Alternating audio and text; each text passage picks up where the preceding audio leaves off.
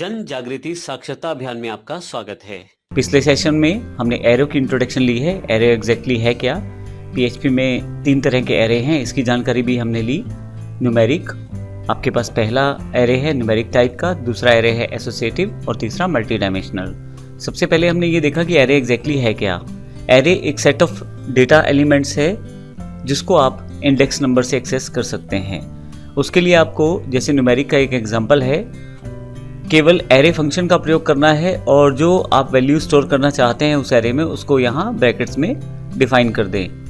वे सभी एरे के एलिमेंट भी माने जाएंगे और उसको इंडेक्स नंबर से एक्सेस किया जा सकता है। जैसे यहाँ पे 10, 20, 30 जो वैल्यूज़ हैं एरे की, और अगर मैं इन्हें एक्सेस करना चाहता हूँ तो 10 डिफ़ॉल्ट रूप से 0 पे, 20 जो 20 नंबर है वो 1 पे और 30 जो नंबर है वो 2 पे अवेलेबल रहेगा। तो इन इंडेक्स नंबर से मैं इस एरे को एक्सेस कर सकता हूँ।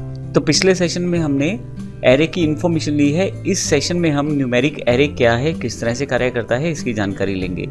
इसके लिए हम न्यूमेरिक एरे डॉट में असाइन कर देगा। अब यहाँ पे ध्यान रखिएगा 10 जो है वो उसका इंडेक्स नंबर 0 है, 20 का 1 है, 30 का 2 है, 40 का 3 है और 50 का 4 है। असल में ये इंडेक्स नंबर एरे ने खुद दिए हैं और इसको हम एक्सेस भी कर सकते हैं।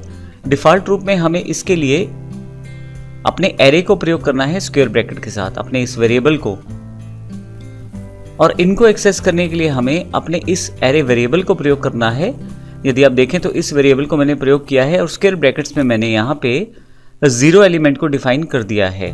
और थोड़ा सा नीचे देखें तो 1 एलिमेंट को, फिर 2 को, फिर 3 को, फिर 4 को, ये सभी एलिमेंट्स मैंने यहाँ पे डिफाइन कर दिए हैं और इको के साथ प्रिंट करवाने की कोशिश की है। आप देखें यहाँ आउटपुट आपके पास अवेलेबल है। तो इस तरह से आप एरे फंक्शन के साथ एक एरे वेरिएबल क्रिएट करेंगे और फिर इंडेक्स नंबर की मदद से आप उस एलिमेंट्स को एक्सेस कर पाएंगे। थोड़ा सा नीचे आ जाए तो एरे आप इस तरह से भी क्रिएट कर सकते हैं। यहाँ मैंने एक अलग वेरिएबल लिया है BRR के नाम से। इसमें मैंने डायरेक्ट ही इंडेक्स नंबर को प्रयोग किया है वैल्यू असाइन करने के लिए। अब की बार मैंने एरे फंक्शन का प्रयोग नहीं किया जैसा पिछले एग्जाम्पल में है। मैंने यहाँ पे एक अलग वेरिएबल लिया है BRR, उसमें मैंने इस एरे में मैंने 0 एलिमेंट में 1 को स्टोर कर दिया है, फिर 2, फिर 3, फिर 4, फिर 5। और अगर आप नीचे देखें तो फिर इनको मैंने प्रयोग करके भी देखा है प्रिंट आउट की तरह। और अगर आप यहाँ चले जाएं तो देखेंगे कि आप यहाँ आसानी से इसको एक्सेस कर सकते हैं। तो इस तरह से न्यूमेरिक एरे या एक सिंपल एरे आप क्रिएट कर सकते हैं एक सिंगल डायमेंशनल एरे की तरह, और आप इनका प्रयोग कर सकते हैं। और अगर मैं इन वैल्यूज़ को चेंज करना चाहूँ तो बड़ी आसानी से चेंज भी कर सकता हूँ। जैसे एग्जांपल के लिए यहाँ पे जो एरे की वैल्यू दी गई थी एरे ऑफ 2 में, जो मेरे पास यहाँ 30 है, मैं इसको यहाँ से चेंज भी कर सकता हूँ। इसके लिए मुझे केवल इस एरे का प्रयोग करना है और स्क्वायर ब्रैकेट्स में मुझे उस इंडेक्स नंबर को देना है जिस इंडेक्स नंबर की मैंने वैल्यू चेंज करनी है। मान लीजिए मैं 2 ही दे देता हूँ और यहाँ पे मैं वैल्यू इसे 60 असाइन कर देता हूँ। सेव कर देता हूँ, इसे रिफ्रेश करता हूँ। अब यहाँ पे देखें आप 60 वैल्यू आपके पास अवेलेबल हुई है क्योंकि मैंने इस पर्टिकुलर इंडेक्स पर जाकर वैल्यू चेंज कर दी है। तो वैल्यू को आप असाइन करने के लिए या एक्सेस करने के लिए इंडेक्स नंबर के साथ आसानी से काम कर सकते हैं। तो यहाँ पे अगर मैं फिर से एक रिव्यू कर दूँ आपके लिए, एक एरे फंक्शन के द्वारा वेरिएबल क्रिएट किया गया है ARR एरे के रूप में।